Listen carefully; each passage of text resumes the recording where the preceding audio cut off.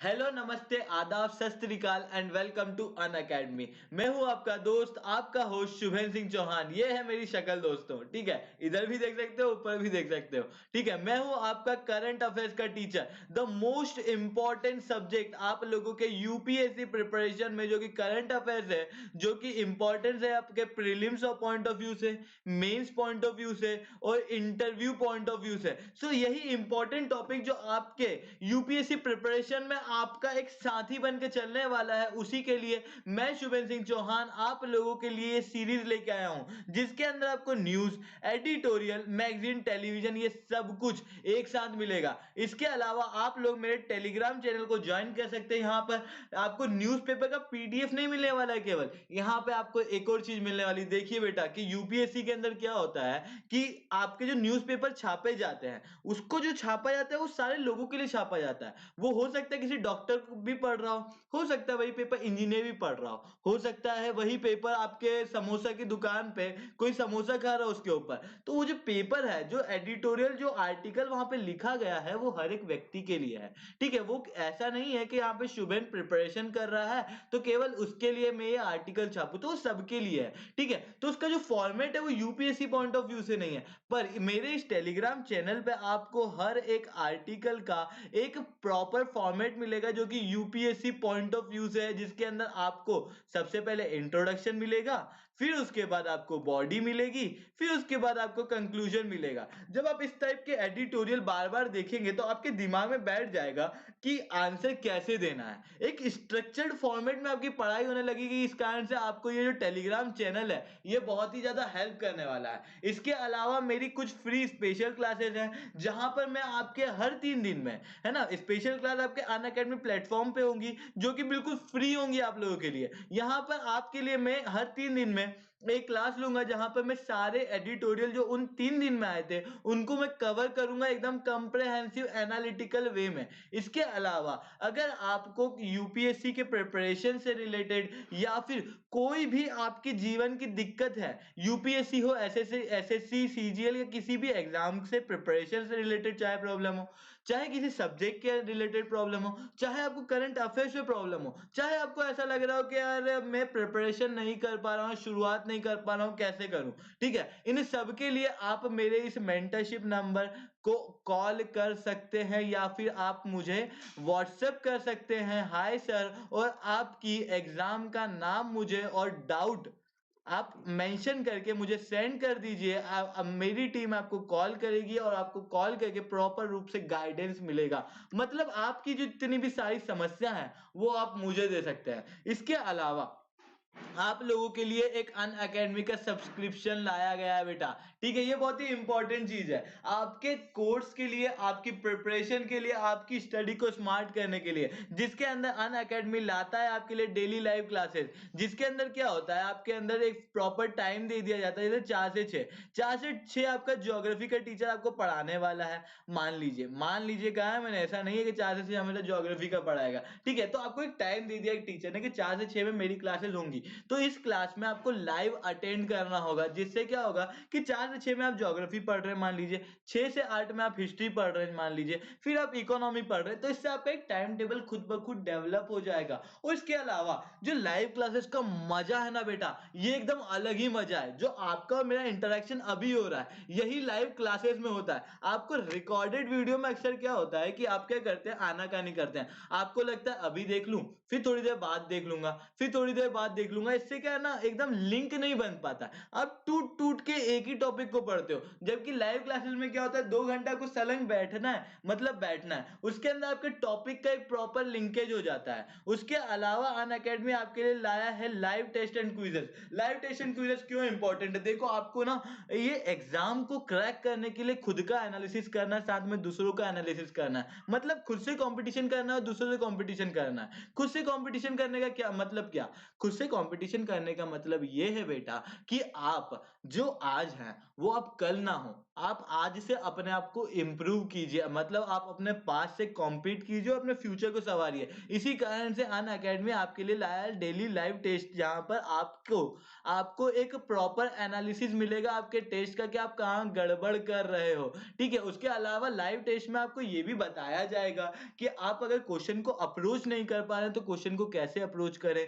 या फिर आपको कोई डाउट है तो आपको हाथों हाथ उसी टेस्ट या क्विजेज में आपको सॉल्व करवाया जाएगा। इसके अलावा जो है ये आप समझिए कि अन अकेडमी एक पूरे इंडिया लेवल का प्लेटफॉर्म है, जहां पर अलग अलग कंट्री, अलग अलग स्टेट के बच्चे वही एग्जाम देते हैं, वही जो एग्जाम देने वाले वही जो आप देने वाले हैं, दोनों सेम ही एग्जाम देने वाले हो, आप सब लोग एक ही एग्जाम देने वाले हो। तो अगर आप उनके साथ बैठ के टेस्ट देंगे तो क्या आपको नहीं लगता कि आपका प्रिपरेशन और कंप्रहेंसिव हो जाएगा। इसके अलावा अन अकेडमी आपके लिए लाया है स्ट्रक्चर्ड कोर्सेज। देखो, टेस्ट क्विजेज ये हर जगह मिल जाता है, लाइव क्लासेस आपको यूट्यूब पे ही मिल जाती है, पर बहुत इंपॉर्टेंट चीज है स्ट्रक्चर्ड कोर्सेज। मैक्सिमम लोगों का जो सिलेक्शन नहीं हो पाता है उसका कारण यह है कि उनका कोर्स जो जिस वे में उन्होंने पढ़ा है वो स्ट्रक्चर्ड नहीं था। क्यों नहीं था? इससे क्या होता है स्ट्रक्चर्ड वे से? स्ट्रक्चर्ड वे से ये होता है, जैसे अगर यूपीएससी एस्पिरेंट मान लो, तो यूपीएससी एस्पिरेंट को आंसर्स लिखने होते हैं। आंसर्स कैसे होना चाहिए? स्ट्रक्चर्ड फॉर्मेट में। आंसर पेपर पे तभी छप पाएंगे स्ट्रक्चर्ड फॉर्मेट में जब आपके माइंड में थॉट स्ट्रक्चर्ड हो, और थॉट जब स्ट्रक्चर बनेगा जब आपका कोर्स स्ट्रक्चर्ड हो। मतलब सबसे इंपॉर्टेंट चीज अगर आपके आंसर राइटिंग में इंपॉर्टेंट है तो वो स्ट्रक्चर्ड कोर्सेज है, पहली चीज। दूसरा इंपॉर्टेंस स्ट्रक्चर्ड कोर्सेज का ये है कि आपको सारी चीज एक साथ याद रह पाती है स्ट्रक्चर्ड वे में अगर आप पढ़ेंगे तो। तीसरी चीज इंपॉर्टेंट ये है स्ट्रक्चर्ड कोर्सेज में कि यहाँ पर आप समझिए कि आपका पूरा कोर्स एक साथ कवर कराया जाना बहुत जरूरी है। अगर आप बुक से पढ़ते हैं तो आपको इंटरनेशनल की रिलेशन की कोई बुक नहीं मिलेगी। ठीक है, तो आपके कुछ कुछ टॉपिक ऐसे हैं जो इंटरनेशनल रिलेशन में भी थे, हो सकता है कुछ पॉलिटी में भी थे, मतलब ओवरलैपिंग टॉपिक्स हैं। ठीक है, वो ओवरलैपिंग टॉपिक्स मान लीजिए इंटरनेशनल रिलेशन वाले ने कवर नहीं करा यूट्यूब पे, पॉलिटी वाले ने भी कवर नहीं करा, तो इससे क्या होगा कि इससे आपका वो टॉपिक जो है वो छूटते चले जाएंगे। कुछ कुछ टॉपिक आपके अनस्ट्रक्चर्ड वे में क्या हो जाते हैं, छूट जाते हैं, पर स्ट्रक्चर्ड वे में ये छूटते नहीं है। तो third importance of the structured course is कि आपके ना पूरा कोर्स कंप्लीट होगा। And the fourth thing is the unlimited access. मतलब क्या है? मतलब यह है कि अगर आपने एक बार सब्सक्रिप्शन ले लिया ना अन अकेडमी का, तो आपको अलग अलग टीचर के लिए अलग अलग अप्लाई नहीं करना है। आप ना एक साथ आपके लिए 100+ एजुकेटर, चाहे वो मृणाल पटेल सर हो, चाहे वो सुदर्शन गुर्जर सर हो, चाहे वो प्रकाश कुमार सर हो, चाहे वो रोमन सैनी सर हो, जो इंडिया के टॉप एजुकेटर हैं, वो आपके फोन के अंदर आपके हाथ में आ जाएंगे। इनके लिए आपको अलग से सब्सक्रिप्शन नहीं लेना है, बल्कि एक सब्सक्रिप्शन में आपके सारे टीचर आ जाएंगे। इसके अलावा आपके सारे टॉपिक एक ही सब्सक्रिप्शन में है। मतलब आपको अलग अलग हिस्ट्री के लिए, पॉलिटी के लिए, ज्योग्राफी के लिए, इनके लिए अलग अलग नहीं भागना है, बल्कि एक प्लेटफॉर्म पे सब कुछ मिलने वाला है। ठीक है, सो आपको कंप्रिहेंसिव सिलेबस मिलने वाला है, आपको प्रॉपर एजुकेटर मिलने वाले हैं। अब आप लोग कहेंगे कि सर ये तो बहुत महंगा होगा। अरे नहीं दोस्त, ये बिल्कुल भी महंगा नहीं है, ये बहुत ही सस्ता कोर्स है। ठीक है, समझिएगा कि यहाँ पर आपके लिए 12 मंथ का कोर्स केवल 49,500 में आया है। और मैंने कहा कि मैं आपका हूँ करंट अफेयर्स का एजुकेटर। देखो बेटा, अगर यूपीएससी आपका ड्रीम है ना, अगर आपकी आशिकी है ना, तो इस यूपीएससी आपकी आशिकी के अंदर मैं आपका बेस्ट फ्रेंड हूँ, जो आपकी इस लव स्टोरी को सक्सेस करने वाला है, हर कदम पे आपका साथ देने वाला है। तो अगर हर कदम पे मैं साथ देने वाला हूँ, तो आपके जीवन के पहले पड़ाव में भी मैं ही ना साथ दूंगा। तो यहाँ पर अगर आपका 49,500 का कोर्स है ना, तो मेरे साथ पढ़ने का फायदा यह है कि अगर आप कोड यूज करते हैं SRC10, तो आपका डायरेक्ट 10% का डिस्काउंट मिलता है, और आपका एक साल का कोर्स हो जाता है 44,550। यही आपके सारे ही कोर्सेज के अंदर है। आप कोई सा भी कोर्स लीजिए, चाहे वो यूपीएससी हो, एसएससी हो, सीजीएल हो, या फिर हो जेई नीट, या फिर आपका गेट या कोई सी भी एग्जाम जो अन अकेडमी में पढ़ाई जाती है, वहां पर आप मेरा ये कोड SRC10 यूज कर सकते हैं और आपको 10% का फ्लैट डिस्काउंट मिलेगा। ठीक है, इसके अलावा अनअकैडमी आपके लिए आइकॉनिक कोर्सेज लाया है, जहां पर आपके लिए क्या एक पर्सनल कोच मिलेगा। ठीक है, क्योंकि बहुत सारे बच्चों को ऐसा होता है कि उनको चाहिए कि हर एक पॉइंट में मेरे को कोई गाइडेंस करने वाला हो,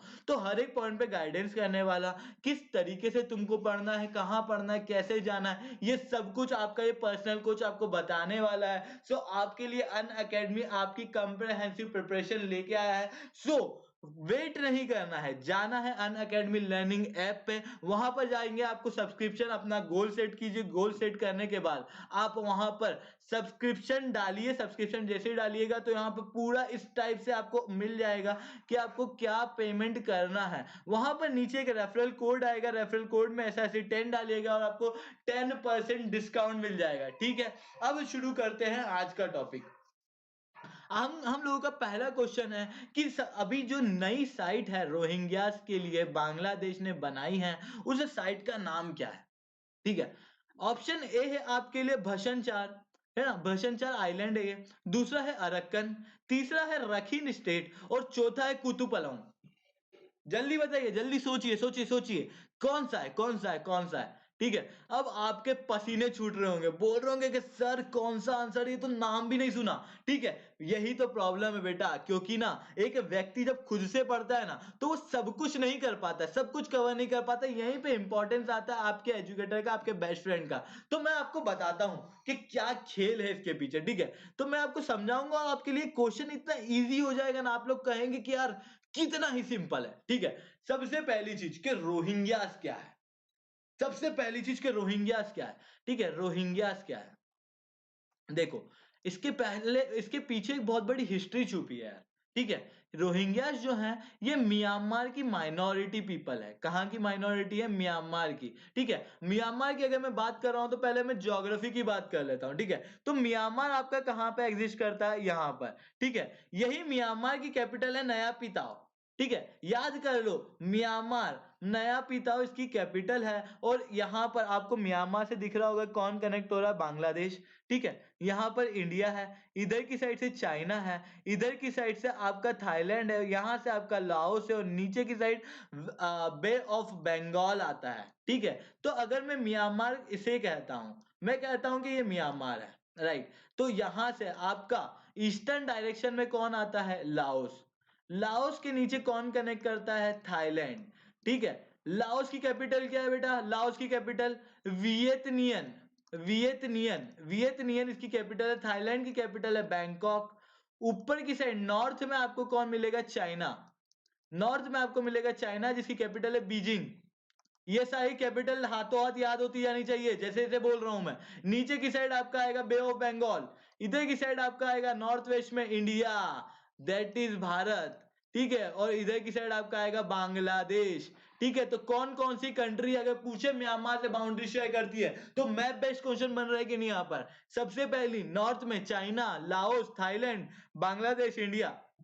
अगर बोले कि क्या वियतनाम करता है, क्या वियतनाम करता है क्या? तो नहीं करता है। ठीक है, तो यहां से पहला आपका प्रीलिम्स का या किसी भी चीज का आपका क्वेश्चन बन गया मैप बेस्ड। ठीक है, आपके दिमाग में ये चीज इमेजिन हो जानी चाहिए, ये चीज बिल्कुल रटा जानी चाहिए कि म्यांमार के आसपास के रहने वाले लोग कौन कौन से, म्यांमार के नेबरहुड में क्या क्या है। ठीक है, अब म्यांमार की आप देखिए कि म्यांमार के अंदर जो रोहिंग्या मुस्लिम है उन लोगों को 2017 में भगा दिया गया था। ठीक है, रातों रात इन्हें अपनी जगह से डिस्प्लेस कर दिया गया, म्यांमार से निकाल दिया गया। किसके चलते? कॉन्फ्लिक्ट के चलते। समझिएगा, अगर कोई सा कॉन्फ्लिक्ट समझना है तो कॉन्फ्लिक्ट कौन करता है? ह्यूमन करता है। अगर ह्यूमन कॉन्फ्लिक्ट के बारे में समझना है तो पहले हम लोग को ह्यूमन ज्योग्राफी समझना होगी म्यांमार की। सही बात है कि नहीं? म्यांमार की ह्यूमन ज्योग्राफी ये कहती है कि यहाँ पर ना बहुत सारे अलग अलग कम्युनिस्ट है, कम्युनिटी रहती है, जिसके अंदर एक बहुत ही इंपॉर्टेंट कम्युनिटी है बुद्धिस्ट, जो सबसे ज्यादा मेजोरिटी में है। उसके अलावा जो कम्युनिटी है वो है आपके रोहिंग्यास थे एक टाइम पे, जो कि माइनॉरिटीज हुआ करते थे। ये रोहिंग्यास जो है ये मुस्लिम थे। ठीक है, यही म्यांमार का एक बहुत अच्छा रिलेशन रहा है चाइना से, चाइना से इसका एक अच्छा रिलेशन रहा है। तो चाइना क्या करता है? चाइना का एक आदत है, चाइना का एक आदत है, आप ऑब्जर्व कीजिएगा कि चाइना का ये आदत है कि वो क्या करता है कि जिस भी कंट्री में जो भी चीज है, जो भी प्रॉब्लम है, उसका फायदा उठाता है। ये जैसे इंडिया और पाकिस्तान का आपस में कॉन्फ्लिक्ट है तो उसका फायदा उठाता है चाइना। ठीक है? तो चाइना की आदत है कि जो भी गैप्स है ना, जो भी कंट्रीज़ में गैप्स है ना, उसका फ़ायदा उठाता है। तो चाइना ने देखा कि म्यांमार के अंदर जो है कम्युनिटी डिवाइड है। क्यों है? क्योंकि यहाँ पे भी पहले ब्रिटिशर्स का राज था और जहाँ-जहाँ से ब्रिटिशर गए हैं, वहाँ-वहाँ से अपनी जो है, अपनी सभ्यताएँ छोड़ के गए हैं। अपने कुछ न कुछ गिफ्ट कंट्री को दे के गए हैं। यही गिफ्ट उन्होंने म्यांमार को दिया था कि वहाँ पे बहुत ज़्यादा कम्युनिस्ट डिवाइड कर दिया था। इसी कम्युनिस्ट डिवाइड को चाइना ने क्या किया है, रेज़ किया है और बढ़ाया है, ठीक है? चाइना के साथ-साथ यहाँ पे आईएसआई भी मिलेगी। आईएसआई आपको पता है ना, आईएसआई, ठीक है? पाकिस्तान से लिंकेज रखती है आईएसआई, ठीक है? तो ये आईएसआई भी यहाँ पर आईएसआई और चाइना दोनों मिलके यहाँ पे क्या करते हैं, कम्युनिस्ट डिवाइड को बढ़ाते हैं। अब 2017 में क्या हुआ, रातों-रात रोहिंग्यास जो हैं वो आपके ये वाले रीजन में रहते थे, ठीक है? मैंने आपको ऑप्शन में भी रोहिंग्यास के अराकन रीजन बताया है ना, ये जो अराकन रीजन है, ये अराकन रीजन आपका इस जगह पे आता है म्यांमार के। ये रीजन है अराकन। यहाँ से म्यांमार को रातों रात भगाया और म्यांमार अपनी अपनी शिप लेके इंडिया, बांग्लादेश और इधर सदर्न डायरेक्शन में इंडोनेशिया जाने लगे।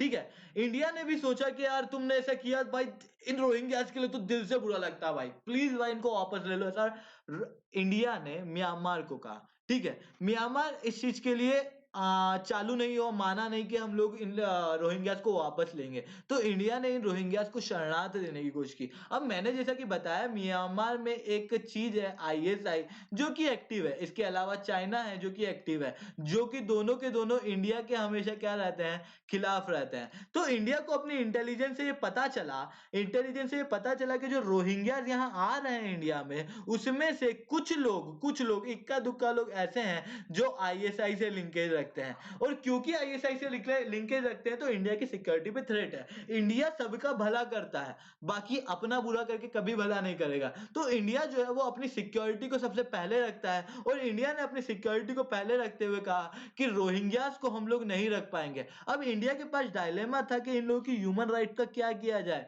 इन लोगों को कैसे बचाया जाए। तो उस टाइम पे आपका दोस्त आया बांग्लादेश को, बांग्लादेश बोला ले बांग्लादेश बोला आप चिंता मत करिए, हम करते हैं ना प्रबंध। बांग्लादेश ने प्रबंध किया। बांग्लादेश ने अपने ये जो रीजन है, ये बांग्लादेश का ये जो रीजन आपको दिख रहा है, ये चितगंग के नीचे आपको कोक्स बाजार दिख रहा होगा, और यहाँ पे कुछ और साइट्स है जहां पर रोहिंग्यास को शरणार्थ दी गई। क्या दी गई? यहाँ पर रोहिंग्यास को शरणार्थ दी गई बांग्लादेश के द्वारा। और इंडिया हालांकि इनको शरणार्थ नहीं दे पाया, पर इंडिया जो है वो लगातार इन रोहिंग्यास के लिए यहाँ से फूड, शेल्टर, पैसा, ये सब कुछ भेजता है ताकि इनका स्टैंडर्ड ऑफ लिविंग बढ़ाया जा सके, ताकि इन्हें रिहेबिलिटेट किया जा सके। इसके अलावा इंडिया और बांग्लादेश साथ में मिलकर म्यांमार से बात करते आए हैं कि इन रोहिंग्यास को वापस ले लो, और इसी के कारण वहां पर आपके रक्साई रीजन में, रखीन स्टेट में वापस से रिहेबिलिटेशन का रोहिंग्यास के लिए काम चल रहा है। ठीक है? सो अब बात आती है कि क्या न्यूज़ है, क्या नई चीज़ है, करंटली इसका क्या इंपॉर्टेंस है। अब मैं क्यों पढ़ा रहा हूँ आपको ये सब? देखो, हुआ ये है कि बांग्लादेश ने क्या किया है कि बांग्लादेश पहले इन लोगों को यहाँ पर साइट बना के रखा हुआ था।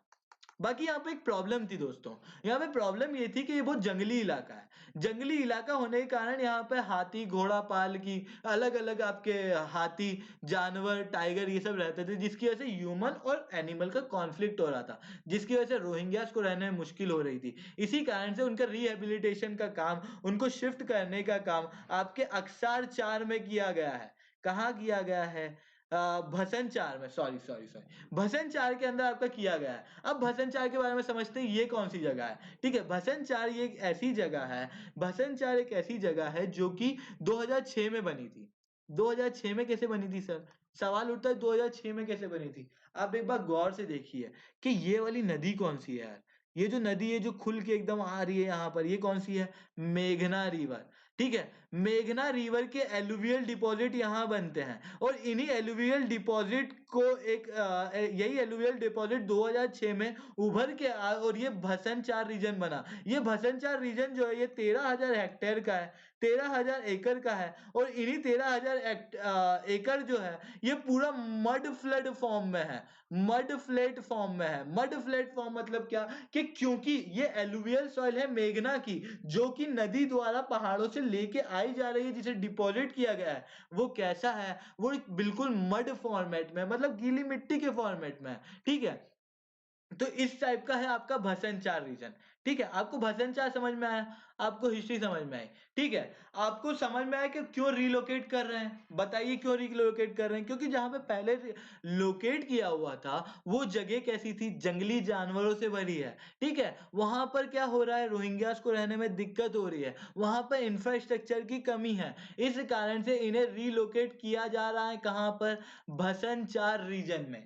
कौन से रीजन में? भसनचार रीजन में। पर प्रॉब्लम है यार, भसनचार रीजन से ही प्रॉब्लम है। क्यों? क्योंकि बांग्लादेश देखिए कि one of the least developed nation में माना जाता है, जहां पर इंफ्रास्ट्रक्चर की बहुत ज्यादा कमी है, ठीक है? और ये जो भसनचार रीजन है, क्योंकि 2006 में ही बना है, तो यहाँ पे रोड, रेलवे कनेक्टिविटी, इंफ्रास्ट्रक्चर इसकी बहुत ज्यादा कमी है। हालांकि बांग्लादेश गवर्नमेंट इसे वापस से इंप्रूव कर रही है, हालांकि बांग्लादेश गवर्नमेंट जो है वो यहाँ पर वापस से इंफ्रास्ट्रक्चर का डेवलपमेंट कर रही है, ताकि रोहिंग्यास को रहने में आसानी मिले, ठीक है? सो क्रिटिक्स का कहना है कि ये वाले रीजन में बहुत ज्यादा क्या है? इंफ्रास्ट्रक्चर की कमी है, जिसे बांग्लादेश गवर्नमेंट टैकल करने की कोशिश कर रही है। The fourth thing is the human right agency concern. Human right agency का कंसर्न यह है कि जिस जगह पे बांग्लादेश इन्हें शिफ्ट करने वाला है, यानी कि यूनाइटेड नेशन में बांग्लादेश इन्हें शिफ्ट करने वाला, सही बात है, बांग्लादेश ने कहा है कि हम लोग भसनचार रीजन में इन्हें शिफ्ट करेंगे, पर यूनाइटेड नेशन कहता है कि किससे पूछ के? तुमने हमसे तो एक बार वेरीफाई कराया ही नहीं कि ये जो भसनचार रीजन है, ये क्या लोगों के रहने योग्य है भी या नहीं है, ठीक है? ना ही आपने रोहिंग्या से पूछा है कि आप यहाँ से शिफ्ट होके भसनचार रीजन में जाना चाहेंगे कि नहीं जाना चाहेंगे, जो कि क्लियरली एक ह्यूमन राइट का वॉयलेशन है। इसी कारण से ह्यूमन राइट एजेंसी का कंसर्न है कि पहले यूनाइटेड नेशन से या तो आप अप्रूव करा लीजिए, या फिर आप रीलोकेशन के लिए अप्रूव करा लीजिए रोहिंग्या से एक बार बात कर लीजिए कि वो जाना चाहते हैं कि नहीं जाना चाहते हैं, कि वहां पर जो लोवेस्ट फॉर्म ऑफ इंफ्रास्ट्रक्चर है वो रोहिंग्यास के रहने लायक है भी या नहीं। इन सबके बारे में एक प्रॉपर रिपोर्ट बना के आप यूनाइटेड नेशन में सबमिट कीजिए और फिर उसके बाद रिलोकेट करा दीजिए। ऐसा ह्यूमन राइट के कंसर्न है। हालांकि बांग्लादेश ने फिर भी ये तय कर लिया है कि वो रोहिंग्यास को शिफ्ट करने वाला है, ठीक है? तो ये क्वेश्चन क्या था? ये क्वेश्चन ये है कि कौन सी साइट पे बांग्लादेश रोहिंग्यास को शिफ्ट करने वाला है? जल्दी बताइए, जल्दी बोलिए, इतने में पानी पी लेता हूं, ठीक है? क्वेश्चन आसान लग रहा है ना? यही क्वेश्चन मैंने 5 मिनट पहले पूछा था, तो लग रहा था कि नहीं टफ? लग रहा था ना? यही होता है इंफॉर्मेशन का गैदरिंग होना, ठीक है? इसके अलावा जो मैंने आपको और इंफॉर्मेशन दी है, रोहिंग्या को कब भगाया गया था, क्या क्या क्रिटिक्स हैं, ठीक है? इंडिया क्या कर रहा है, इंडिया के रिलेशन रोहिंग्या के कारण म्यांमार से कैसे हैं, ये सब कुछ मैंने आपको समझा दिया है, ठीक है? इसके अलावा आपको मेरे टेलीग्राम चैनल पर आपको पूरा एक डिटेल्ड वर्जन इस चीज का मिल जाएगा। कुछ कुछ चीजें आप जो इंपॉर्टेंट आपको लगता है वो आप नोट कीजिए। इसके अलावा मैंने आपको ज्योग्राफी के बारे में बता दिया, ठीक है? सो अब आप आ सकते हैं पूरे चोड़ में अपने अक्षय भाई जैसे, ठीक है? अक्षय भाई जैसे आप चोड़ में आ सकते हैं कि अपन को सब कुछ आता है, ठीक है? जो भी नई चीज हो रही है। इसके अलावा है नेक्स्ट क्वेश्चन आप लोगों के लिए, ये रहा आपकी स्क्रीन पर, ठीक है? Inflation target in India is set to, मतलब भारत में इन्फ्लेशन का मतलब क्या होता है? जल्दी बोलिए, इन्फ्लेशन का मतलब क्या होता है? इन्फ्लेशन का मतलब होता है कि अगर मैं एक बास्केट ऑफ कमोडिटी लूं, मतलब मैं ये पेन लूं, है ना? केवल एक एक नहीं, बास्केट ऑफ कमोडिटी मैंने कहा, मतलब पेन हो, ठीक है? ये टेप में ले लेता हूं मैं, उसके अलावा ये लैपटॉप वैपटॉप, इन सारी को एक बास्केट ऑफ कमोडिटी बनाओ, ठीक है? और उस बास्केट ऑफ कमोडिटी का कितना प्राइस राइज हो रहा है पुराने टाइम के अनुसार, मतलब कि आज जो इन सब का कॉस्ट है, उस आज जो इन सब का कॉस्ट है, ये सारे बास्केट ऑफ कमोडिटी जो मैंने आपको बताया, पेन है, पेंसिल है, आप शॉर्पनर ले लो, आपका जो लैपटॉप है, फोन है, आप इन सारी कमोडिटी ले लो, आज इनका जो प्राइस है उसके रेस्पेक्ट में जो अगले साल इसका प्राइस होगा वो क्या हो जाएगा? इसका इन्फ्लेशन, जो प्राइस का राइज होना है ना, जो प्राइस का चेंज होना है ना, उसी को क्या कहा जाता है? इन्फ्लेशन कहा जाता है, ठीक है? इन्फ्लेशन टारगेट क्या होता है? इन्फ्लेशन टारगेट क्या होता है, ठीक है? तो आप जब ये क्वेश्चन देखे होंगे ना, तो आपको लग रहा होगा कि आप मेरे को तो ऐसा धक-धक हो रेला यार कि क्या हो रहा है, ये तो समझ ही नहीं आ रहा है, ये इन्फ्लेशन टारगेट क्या है? ठीक है, 2-6% ये तो दूर की बात, मेरे को तो इन्फ्लेशन टारगेट ही नहीं पता। बेटा ना, यही इन्फ्लेशन जो है ना, यही जो हो रहे दिल में धक-धक हो रहा था एक टाइम पे आरबीआई के। यही दिल में धक-धक हो रहा था एक टाइम पे आरबीआई के। क्या धक-धक हो रहा था? देखिए, कि आप देखिए कि अगर आरबीआई आरबीआई क्या करता है कि आसानी से लोगों को लोन देता है। आसानी से लोन देता है मतलब क्या, कि कम इंटरेस्ट रेट में लोन देता है। मतलब लोन का इंटरेस्ट रेट कम होगा। ठीक है? इमेजिन कीजिए, ये कंडीशन आप इमेजिन कीजिए कि अगर लोन का इंटरेस्ट रेट कम है, तब क्या होता है? तब क्या होता है कि लोन ईज़िली मिल जाता है, और जब लोन ईज़िली मिल जाता है तो बिज़नेस जो है वो आसानी से रन कर पाते हैं। ठीक है? जब बिज़नेस आसानी से रन कर पाते हैं तो प्रोडक्शन क्या होता है? इंक्रीज़ होता है। और प्रोडक्शन इंक्रीज़ होता है तो मतलब क्या होती है? जीडीपी इंक्रीज़ होती है। अगर प्रोडक्शन के इंक्रीज मतलब लोन को ईज़ी करने से क्या होता है? जीडीपी जो है वो क्या हो जाती है? ईज़ी हो जाती है। जीडीपी जो है वो क्या हो जाती है? इंक्रीज़ होती है। मतलब इकोनॉमी क्या होती है? इंक्रीज़ होती है, रिवाइव करती है ना? अपने ऊपर इकोनॉमी जो है वो अपने ऊपर की तरफ जाती है क्योंकि जीडीपी बढ़ रहा है, राइट? समझ आया? अगर मैं यही लोन को ईज़ी करने का एक और चीज़ देखूँ कि लोन को अगर मैंने ईज़ी किया है, मतलब क्या किया है मैंने? क्रेडिट जो है वो ईज़ी कर दिया, मतलब आसानी से व्यक्ति को लोन दिया जा रहा है कम इंटरेस्ट रेट पे। तो क्या होगा? मार्केट में बहुत सारा पैसा फ्लो होने लगेगा, मतलब रूपी जो है वो मार्केट में ज़्यादा आ जाएगा। रूपी जब मार्केट में ज़्यादा आ जाएगा तो रूपी की वैल्यू जो है वो डाउन हो जाएगी, और इसी रूपी की वैल्यू के डाउन होने की वजह से क्या होगा? इन्फ्लेशन बढ़ जाएगा। मतलब अगर क्रेडिट में बहुत ज़्यादा दे देता हूँ तो महँगाई क्या होती जाएगी? बढ़ती जाएगी। ठीक है? क्योंकि रूपी की वैल्यू घट गई है उस प्रोडक्ट के मुकाबले, तो इन्फ्लेशन क्या हो जाता है? बढ़ जाता है। मतलब लोन को ईज़ी करने से एक तरफ तो जीडीपी बढ़ती है, तो दूसरी तरफ इन्फ्लेशन आता है। ठीक है? इन्फ्लेशन एक नेगेटिव एस्पेक्ट है और जीडीपी का बढ़ना एक पॉजिटिव एस्पेक्ट है। तो आरबीआई के सामने एक डाउट था कि यार मैं क्या करूं? मैं लोन को इजी करूं बहुत ज्यादा, इन्फ्लेशन को बढ़ने दूं और जीडीपी को भी बढ़ने दूं, या फिर मैं जीडीपी को कम कर दूं और इन्फ्लेशन को भी कम कर दूं, मतलब महंगाई को भी कम कर दूं। तो आरबीआई के लिए एक मॉनेटरी पॉलिसी फ्रेमवर्क एग्रीमेंट निकाला, जिस जो क्या हो रहा था? गवर्नमेंट और आरबीआई के बीच में था। गवर्नमेंट और आरबीआई के बीच में था, जिसके अंदर आरबीआई को ये जिम्मेदारी दी गई कि इन्फ्लेशन ना बहुत ज्यादा बढ़ना भी नहीं चाहिए। ठीक है, इन्फ्लेशन बहुत ज़्यादा भी नहीं बढ़ जाना चाहिए। जीडीपी का देख-रेख आपके ऊपर है, इसके अलावा जीडीपी को बढ़ाने के चक्कर में इन्फ्लेशन जो है वो बहुत ही मिनिमम लेवल पे होना चाहिए, मतलब क्या होना चाहिए? 4% के अनुसार होना चाहिए, 4% के आसपास, ठीक है? 4% के आसपास मतलब 4 प्लस माइनस 2%, मतलब कि 2% से लेके 6% के बीच में आपका इन्फ्लेशन रेट 1 साल में होना चाहिए। ये आरबीआई अपनी तरफ से ज़िम्मेदारी लेता है, ये एग्रीमेंट के तहत है। अगर इन्फ्लेशन जो है वो 6% से ज़्यादा हो जाता है या 2% से कम हो जाता है, तो आरबीआई प्रॉपर रिपोर्ट देगा गवर्नमेंट को कि किस कारण से ये हुआ है, आरबीआई क्या करने वाला है भविष्य में, ताकि ये जो आपका इन्फ्लेशन बढ़ा है, उसको प्रॉपर वे में उसको वापस से पकड़ के नीचे लाया जाए। ठीक है? ये चीज़ जो है ये आरबीआई की ज़िम्मेदारी है, और इसी चीज़ को क्या कहा जाता है? इन्फ्लेशन टारगेटिंग, मतलब इन्फ्लेशन को टारगेट किया गया है कि वो 4% के आसपास होना चाहिए, मतलब 2 से 6% के अंदर होना चाहिए। क्वेश्चन बना, ठीक है? क्वेश्चन तो आपका यही था कि 2 से 6% के बीच में होना चाहिए, आपका A option is the right option, ठीक है? टिक मार दीजिए, ठीक है? इसके अलावा ये करंट अफेयर से कैसे लिंक्ड है? ठीक है? करंट अफेयर से ऐसे लिंक्ड है कि अभी-अभी आरबीआई ने, है ना? आरबीआई ने एक रिपोर्ट निकाली है जिसके अंदर क्या हुआ है कि कुछ लोग पहले कह रहे थे कि 4% इन्फ्लेशन जो है वो बहुत ज़्यादा है, कुछ लोग कहते हैं बहुत कम है। तो आरबीआई ने एक प्रॉपर रिपोर्ट बनाई है प्रॉपर कमिटी के साथ, जिसके अंदर ये पाया गया है कि 4% इन्फ्लेशन जो है वो बिल्कुल रीज़नेबल है। ठीक है? रीज़नेबल है, और ये एक इम्पोर्टेंट न्यूज़ है आपकी 30th दिसंबर की। ठीक है? सो आप इसको नोट कर लीजिए, खून से दीवारों पे लिख लीजिए और याद कर लीजिए।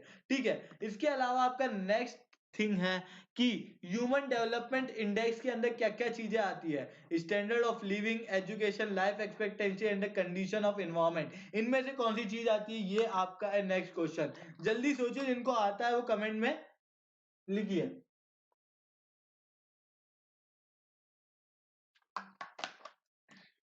ठीक है? जिनको नहीं आता उनके लिए, ठीक है? और जिनको आता भी है उसको एचडीआई से रिलेटेड मैं सारी इन्फॉर्मेशन देने वाला हूँ, ठीक है?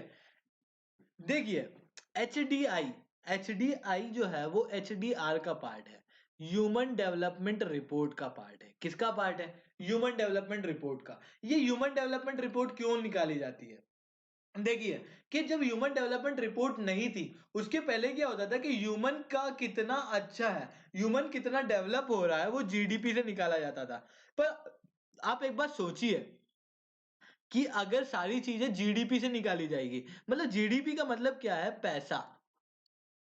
जीडीपी ज्यादा है मतलब क्या है? एक व्यक्ति के पास पैसा ज्यादा है, अमीर बहुत है, कंट्री के पास मतलब एकदम ना अमीर लोग भरे पड़े हैं, मतलब कोई लैम्बोर्गिनी से घूम रहा है, कोई ऑडी से घूम रहा है, मतलब इतना ज्यादा पैसा है। ठीक है। और अगर आपको लगता है कि भाई पैसा हो तो क्या कुछ नहीं हो सकता, तो ये टाइम जो था ना, ये एचडीआर बनने के पहले लगता था। ये टाइम जो था ये एचडीआर बनने के पहले था। एचडीआर बनने के बाद ये समझ आया कि जीडीपी जो है वो केवल एकमात्र चीज नहीं है। जैसे मैंने बताया कि एक व्यक्ति के पास लैम्बोर्गिनी है, एक व्यक्ति के पास ऑडी है, मतलब कंट्री में पैसा ही पैसा है। पर आदमी का पैसा खा सकता है। मान लीजिए उस कंट्री में फूड ग्रेन ही नहीं है।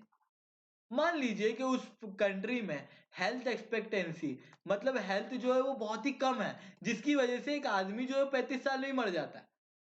तो ऐसे पैसे का वो आदमी क्या करेगा? मान लीजिए कि वो व्यक्ति एजुकेटेड ही नहीं है, जिसकी वजह से वो नेशन के अंदर जो है ना उल्टे सीधे कामकाज कर रहा है, इसकी वजह से वो पैसा बना पा रहा है। ठीक है। तो एजुकेशन ही नहीं है, तो ऐसे पैसे का क्या मतलब जब वो पूरे वर्ल्ड के बारे में, वो चीजों के बारे में जानता ही नहीं है। ठीक है। इसके अलावा मान लीजिए कि एक व्यक्ति के पास बहुत ज्यादा पैसा है एक कंट्री में, बाकी लोगों के पास बहुत कम, एकदम गरीब भिखारी पड़े हुए हैं, तो क्या इसका मतलब ये है कि उस कंट्री में ह्यूमन का डेवलपमेंट हुआ? मतलब ह्यूमन के डेवलपमेंट का मतलब केवल पैसा नहीं है, बल्कि ये एक मल्टी डायमेंशनल चीज है, जिसके अंदर क्या होता है, जिसके अंदर एक कंप्रहेंसिव वे में सोचा जाना बहुत ज्यादा जरूरी है। ठीक है, ह्यूमन डेवलपमेंट के लिए। ठीक है, तो ह्यूमन डेवलपमेंट के लिए कंप्रहेंसिव वे में सोचा जाना बहुत जरूरी है। इसी कारण से ह्यूमन डेवलपमेंट रिपोर्ट को शुरू किया गया, जो कि आपके यूएनडीपी, मतलब United Nation Development Programme, United Nation Development Programme, UNDP का फुल फॉर्म है, नोट करके लिख लो।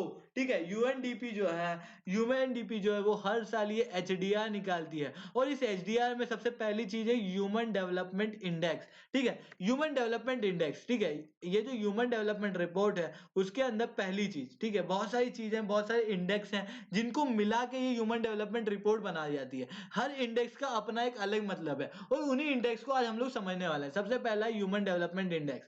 ठीक है, ह्यूमन के डेवलपमेंट का इंडेक्स का मतलब होता है कि एक ह्यूमन का कैसे डेवलपमेंट हुआ है उसका एक कॉम्प्रहेंसिव पिक्चर। ठीक है, ह्यूमन के डेवलपमेंट के लिए ह्यूमन डेवलपमेंट इंडेक्स कहता है कि तीन चीजें बहुत ज्यादा अनिवार्य है।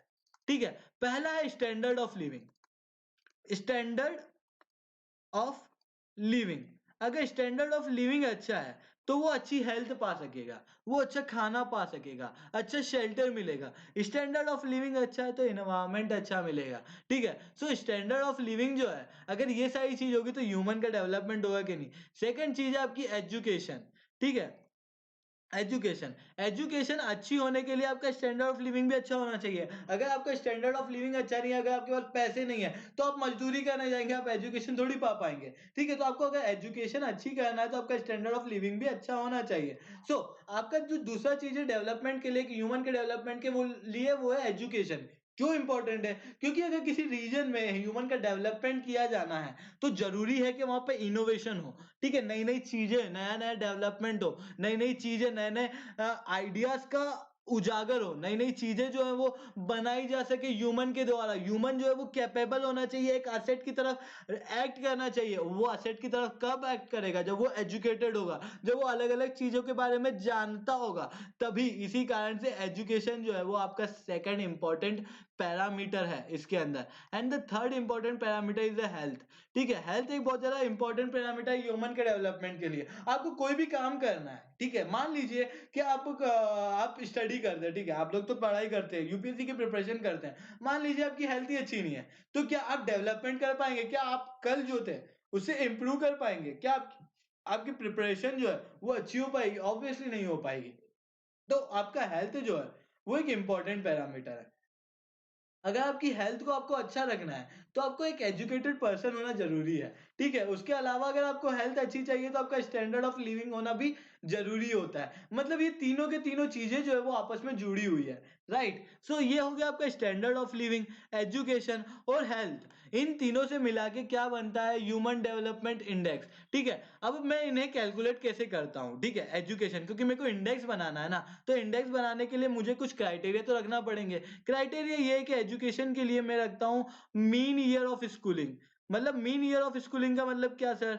मीन ईयर ऑफ स्कूलिंग का मतलब बहुत ही सिंपल है। मीन ईयर ऑफ स्कूलिंग मतलब क्या कि ऑन एन एवरेज कितने साल तक बच्चे स्कूल जा रहे हैं, ठीक है, उसके अलावा एक्सपेक्टेड ईयर ऑफ स्कूलिंग, मतलब गवर्नमेंट कितना एक्सपेक्ट करती है कि व्यक्ति को इतने साल तक स्कूल जाना चाहिए। जैसे इंडिया के अंदर जो मैं कहता हूँ 6 से 14, मतलब 8 साल। 8 साल जो है वो मेरा क्या है, मेरा क्या है, एक्सपेक्टेड ईयर ऑफ स्कूलिंग है। अब यहाँ का ड्रॉप आउट रेट बहुत ज्यादा है, जिसकी वजह से मान लीजिए कि टोटल बच्चा जो है ऑन एन एवरेज लगभग 6 से 15 साल, 12 साल तक ही जा पाता है, मतलब 6 साल तक जा पाता है। तो क्या हो गया कि 2 साल कम जा रहा है, मतलब गवर्नमेंट को लगता था कि एटलीस्ट 8 साल लगेंगे उसको एजुकेट करने में, बल्कि वो 6 साल ही जा रहा है, जिसकी वजह से एजुकेशन क्या उसकी कम है। ठीक है। सो पहला आपका हो गया एजुकेशन कैसे है। दूसरा आपका standard of living. Standard of living कैसे पता करते हैं? स्टैंडर्ड ऑफ लिविंग पता करते हैं, स्टैंडर्ड ऑफ लिविंग पता की जाती है जीएनपी से, जीएनपी पर पॉपुलेशन। ठीक है, जिससे आपका क्या निकलता है, जिसके आपका पर कैपिटा इनकम निकलती है। मतलब हर एक व्यक्ति की कितनी इनकम है वो मुझे बता देगा कि मेरी, है ना, स्टैंडर्ड ऑफ लिविंग क्या है। The third thing is the health. ठीक है, हेल्थ में कैसे देखूंगा? हेल्थ देखने के लिए ना बेटा, एक क्या इंडेक्स चाहिए हेल्थ देखने के लिए, मुझे चाहिए कि मेरे यहाँ पर बच्चा जब होता है, ठीक है, जब पैदा होता है, तो अगर मैं कंडीशन सेम रखूं, मतलब आज जो कोई बच्चा हुआ है, तो इन्वायरमेंट कंडीशन, ठीक है, इन्फेंट मोर्टालिटी रेट, ठीक है, सोसाइटी, ये सब जो है उसके कितना वो जिएगा, ठीक है, ये इन सारी चीजों पे डिपेंड करता है। ठीक है, तो अगर मैं ये सारी कंडीशन सेम रखूं और कहूं कि बच्चा जो है, मैं उससे एक्सपेक्ट करता हूं कि वो इतने साल जिएगा, तो ये जो होता है, इससे मैं निकालता हूं कि यहाँ पे हेल्थ की कैटेगरी क्या है। ठीक है, हेल्थ किस लेवल पे इंप्रूव हो रहा है, तो इससे मेरा पता चलता है कि ह्यूमन का डेवलपमेंट इंडेक्स क्या है।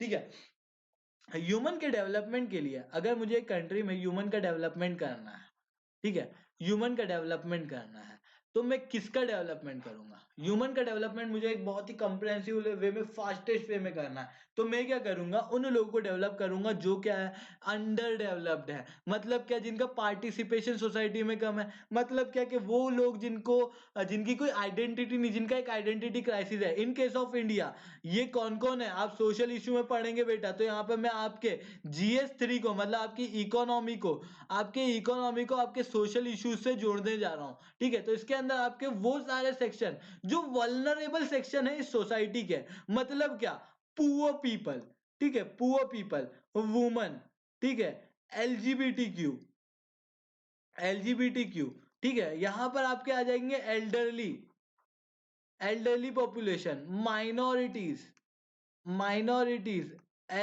ट्राइबल पीपल्स, ये सारे के सारे इस कंट्री में क्या है, इन सबका आइडेंटिटी क्राइसिस है। मतलब इन लोगों की कोई आइडेंटिटी नहीं है, इन लोगों के पास कोई डिसीजन मेकिंग पावर नहीं है। इस कारण से ये जो है सोसाइटी में एक लोअर स्टेटा के अंदर रहते हैं। इस कारण से इन लोगों का जो स्टेटा, इन लोगों का जो स्टैंडर्ड है वो क्या कम है। ठीक है, ये केवल इंडिया में नहीं, ये पूरे वर्ल्ड में हालत है। ठीक है, चिल्ड्रन भी यहाँ पे इंक्लूडेड है।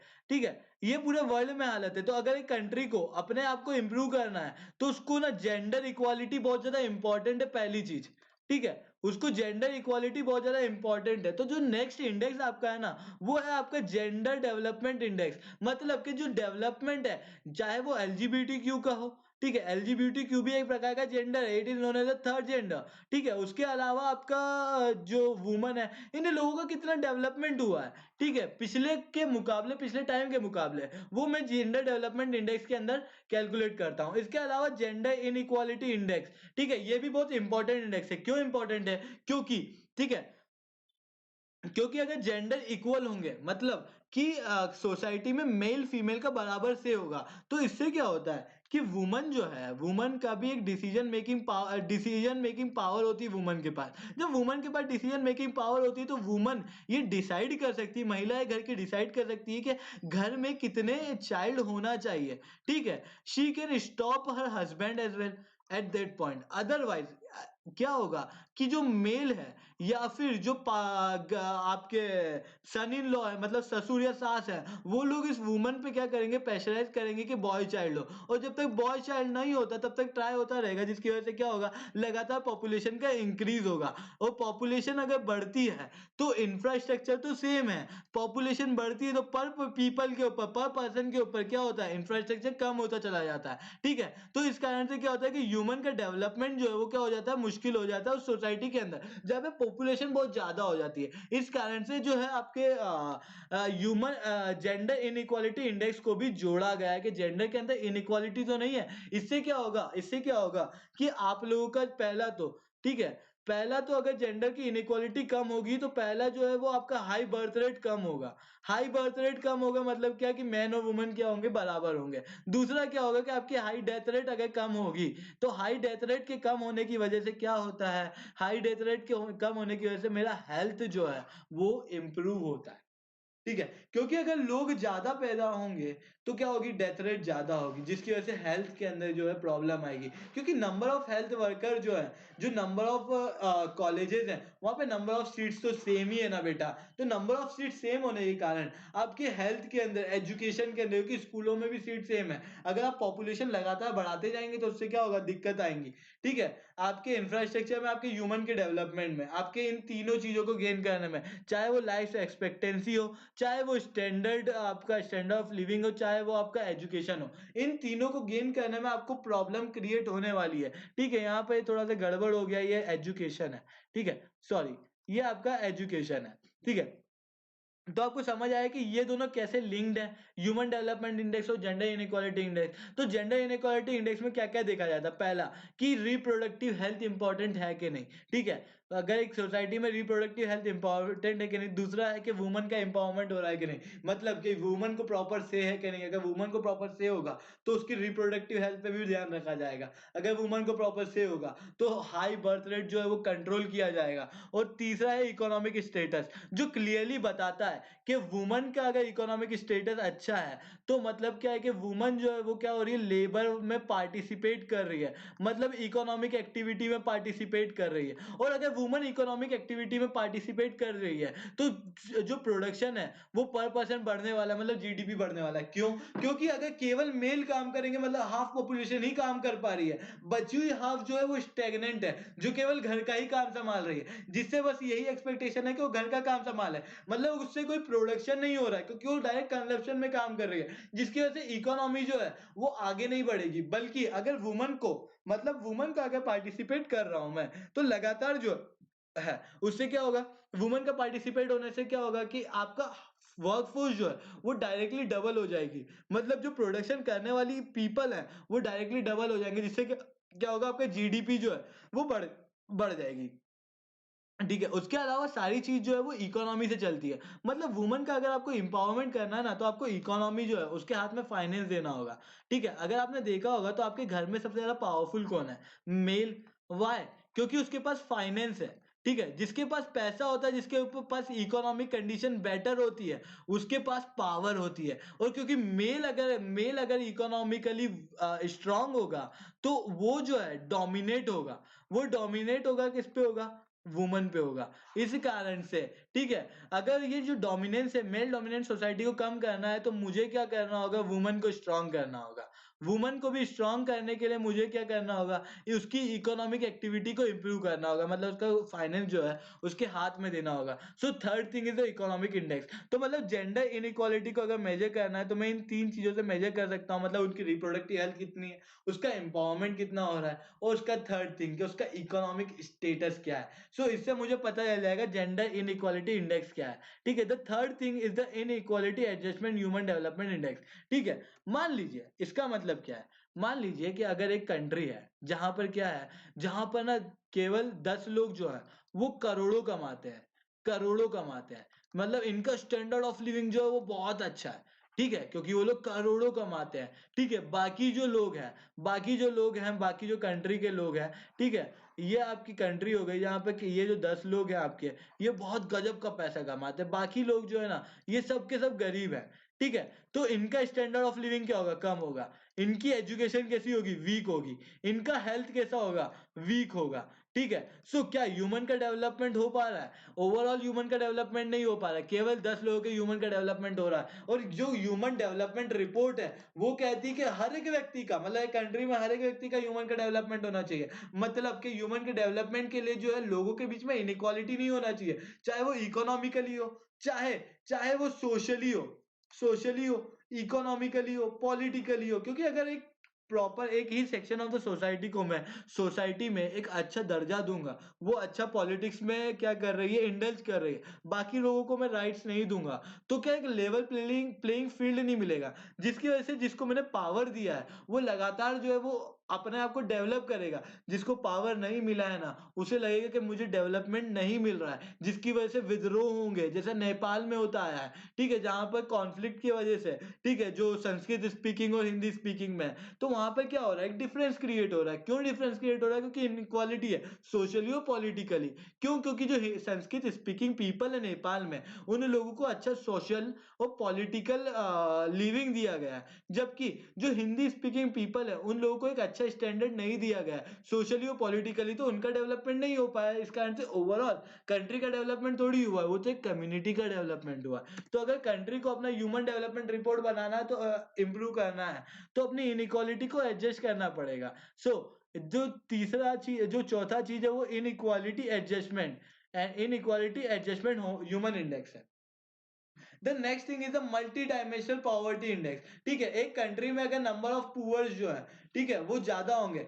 पॉवर्टी कैसी है? पॉवर्टी बेटा मल्टी डायमेंशनल है। पॉवर्टी जरूरी थोड़ी कि पैसा कम होना, हो सकता है आपके पास पैसा ज्यादा हो, पर आपके पास क्या हो? खाने को कुछ ना हो, तो आपके फूड की अवेलेबिलिटी भी इंपॉर्टेंट है, फूड की एक्सेसिबिलिटी भी इंपॉर्टेंट है, ठीक है। इसके अलावा जो पॉवर्टी है, उसके अलग अलग जो है वे होते हैं। हो सकता है पॉवर्टी ना होते हुए आप लोग ऐसा हो क्या, आप लोगों को समाज में एक प्रॉपर हिस्सा नहीं दिया गया है रहने के लिए, तो उस कारण से जो है आपका पावर, आपको प्रॉपर अपॉर्चुनिटी नहीं मिलेगी, और प्रॉपर अपॉर्चुनिटी नहीं मिलेगी, इससे क्या होगा कि आपका जो डेवलपमेंट है वो नहीं हो पाएगा। इससे आप क्या होंगे? पुअर होते जाएंगे। अगर गांधी जी की भाषा में कहूँ तो पॉवर्टी क्या है? एक व्यक्ति के लिए सबसे बड़ा वॉयलेंस है, the biggest of violence in the world, ठीक है। One kind of violence is the poverty, और ये जो पॉवर्टी है मल्टी डायमेंशनल है, तो इसका मल्टी डायमेंशनल इंडेक्स निकाला जाता है, ठीक है। और इन सबको इंक्लूड करके यूएनडीपी जो है वो ह्यूमन डेवलपमेंट रिपोर्ट निकालती है, जिसके अंदर भारत की हालत जो है ना, वो ये है, ठीक है। भारत और ये अपने आसपास की कंट्री एक्सेप्ट चाइना,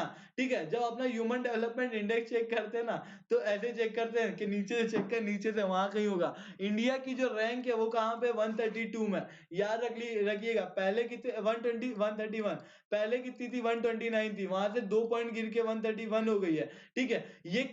उस रेंज में है जहां पे पाकिस्तान है, ये उस रेंज में है जहां पे बांग्लादेश है, ये उस रेंज में है जहां पर आपका नेपाल है। मतलब जो one of the least human developed country है, ठीक है, लीस्ट डेवलप्ड, जिनकी जीडीपी इंडिया के लेवल में बहुत ही कम है, जिनकी पॉपुलेशन इंडिया के लेवल में बहुत ही कम है, जिनकी पावर इंडिया के लेवल में बहुत ही कम है। हाउएवर ये लोग जो है वो सेम रीजन में लाए करते हैं जहां पर इंडिया लाए करता है। बात समझ में आई कि नहीं आई? ठीक है। इसके अलावा न्यूज क्या है, एक इंपॉर्टेंट चीज और आपके करंट अफेयर्स में मैं ऐड करा देता हूं। यही ह्यूमन डेवलपमेंट रिपोर्ट जो कि यूएनडीपी देता है, यूनाइटेड नेशनल डेवलपमेंट प्रोग्राम देता है, ठीक है, इसने इसके अंदर जो ये 5 डायमेंशन है, इसके अलावा इकोमेट्रिक को इन्वॉल्व किया है। ये इकोमेट्रिक क्या है? इकोमेट्रिक ये है कि आप जो है डेवलपमेंट जो है, ठीक है, उन्होंने कहा है कि डेवलपमेंट का मतलब केवल बड़ी बड़ी बिल्डिंगें बनाना ही नहीं होता, ठीक है, कि हम एकदम इंडस्ट्री बनाए जा रहे हो, सब कुछ किए जा रहे हो, बाकी इन्वायरमेंट को उससे डिग्रेडेशन हो रहा है। तो इससे क्या होगा कि आज के लेवल में आप अपना वे ऑफ लिविंग बढ़ा सकते हो, बाकी फ्यूचर में इससे बहुत सारी डिसीजेज होंगी। आपका जो डेवलपमेंट है वो सस्टेनेबल नहीं है, मतलब आपके लॉन्ग टर्म के लिए नहीं है। मतलब ह्यूमन का डेवलपमेंट क्या टेम्पररी हो गया, एक परमानेंसी नहीं आई। तो अगर आपको परमानेंट डेवलपमेंट देखना है, तो आपको देखना होगा कि वो सस्टेनेबल डेवलपमेंट है भी कि नहीं है, ठीक ठीक है। और इसी सस्टेनेबल डेवलपमेंट के लिए एक नया मैट्रिक्स जो है वो आपके यूएनडीपी ने एचडीआई में इंक्लूड किया है, वो है कि कार्बन फुटप्रिंट। ठीक है, मटेरियल फुटप्रिंट और कार्बन एमिशन एक कंट्री कितना कर रहे हैं वो भी इंक्लूड किया जाएगा। ठीक है, कार्बन एमिशन मतलब क्या कि कितना कार्बन रिलीज हो रहा है, मतलब कितना पॉल्यूशन एक कंट्री में हो रहा है। ठीक है, कितना ये पॉल्यूशन हो रहा है कंट्री में, ये सब कुछ नोटिस किया जाएगा, जिससे मुझे पता चलेगा कि ह्यूमन का डेवलपमेंट जो है वो सस्टेनेबल हो रहा है कि नहीं हो रहा है। दूसरा है मटेरियल फुटप्रिंट।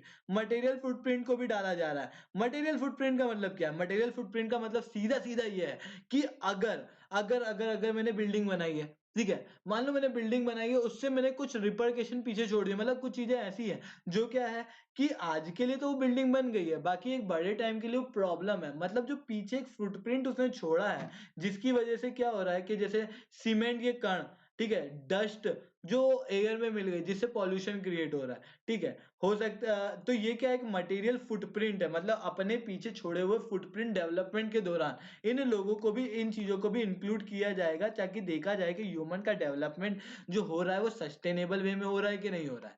ठीक है, सो ये आपकी एक इंपॉर्टेंट न्यूज है। अब आ जाते हैं क्वेश्चन पे कि क्वेश्चन क्या था। ठीक है, क्वेश्चन क्या कहता है कि which of the three indicator in the human development index, है ना, ह्यूमन डेवलपमेंट इंडेक्स में कौन से तीन इंडिकेटर हैं एचडीआई में? कौन से थे? कौन से थे? Condition of environment human development index में था क्या? नहीं था। ये काय में था? ये था आपके ह्यूमन डेवलपमेंट रिपोर्ट में आगे जाके ऐड किया जाने वाला है। ह्यूमन डेवलपमेंट इंडेक्स में स्टैंडर्ड ऑफ लिविंग था क्या? हाँ था। कैसे नापते थे पर कैपिटा इनकम से। एजुकेशन था क्या? हाँ था। कैसे नापते थे? मीन ईयर ऑफ स्कूलिंग और एक्सपेक्टेड ईयर ऑफ स्कूलिंग। ठीक है, लाइफ एक्सपेक्टेंसी था क्या? हाँ था। मतलब ये तीनों चीज जो है वो है, मतलब क्या आंसर होगा? 1 2 3 will be the right answer. So B बिल्कुल सही आंसर लगाया बेटा, टिक कर दीजिए। ठीक है, जो समझाया नहीं था ना, तब यही ना एकदम रॉकेट साइंस लग रहा था। जब इसको बता दिया, जब आपको एक कॉम्प्रिहेंसिव वे में, एक स्ट्रक्चर्ड वे में बता दिया, तो यही क्वेश्चन आपको एक चुटकियों में हो गया। सो आपको अगर मैं ये क्वेश्चन थोड़ी देर पहले पूछता तो एक डिफिकल्टी आपके लिए क्रिएट हो जाती, पर आपको जब पूरा चीज समझ में आ गया ना, तो ये इजी हो गया। ये क्यों हुआ? जब क्योंकि आपका एक एजुकेटर अच्छा है, क्योंकि आपको जो टीचिंग का है ना, एक स्ट्रक्चर्ड फॉर्मेट में आपको मटेरियल दिया जा रहा है, क्योंकि कोई भी बच्चा जो है वो भगवान के यहाँ थोड़ी सीख के आता है, वो धरती पे सीखता है। So now the next thing, next question is, ठीक है, फार्म लॉ के बारे में बात करते हैं। अभी अभी जो है ये बहुत ही ज्यादा न्यूज में चल रहा है आपका फार्म लॉ। ठीक है, सो इसके बारे में भी थोड़ी बात कर ही लेते हैं दोस्तों। तो पहली चीज है फार्म लॉ के बारे में, कि फार्म लॉ जो है वो अभी अभी यूनियन गवर्नमेंट ने लाया था, जिसके अंदर एक एक्ट नहीं है, जिसके अंदर तीन एक्ट है। पहला है farmer produce trade and commerce act. Farmer produce trade and commerce act क्या कहता है? जस्ट अ मिनट, 2 मिनट रुकिएगा थोड़ा सा। ठीक है,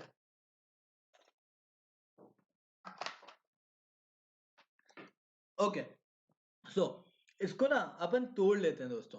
ठीक है, farmer produce trade and commerce, ठीक है, मतलब फार्मर के प्रोड्यूस का ट्रेड और कॉमर्स किस तरीके से किया जाएगा, वो एक्ट, ये एक्ट बताता है।